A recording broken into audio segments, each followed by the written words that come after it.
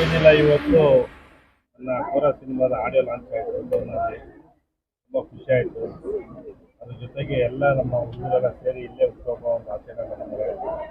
ಮತ್ತೆ ನಿಮ್ಗೆ ಗೊತ್ತು, ಕೋರ ಸಿನಿಮಾ ಟೀಸರ್ ಒಳ್ಳೆ ಇಡೀ ರಾಜ್ಯಕ್ಕೆ ಒಳ್ಳೆ ರೆಸ್ಪಾನ್ಸ್ ಬಂದಿದೆ.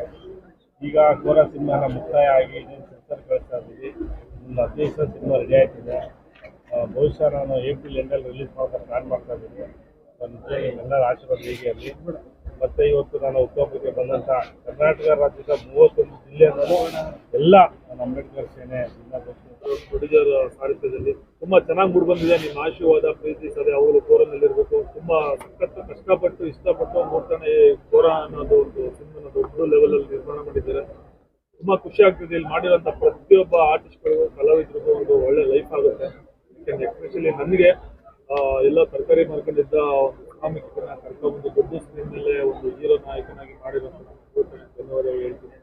ಬರ್ತಾರೆ ಪ್ರಯುಕ್ತ ಇದೊಂದು ಆಡಿಯೋ ಲಾಂಚ್ ತುಂಬ ಖುಷಿ ಆಗ್ತಿದೆ.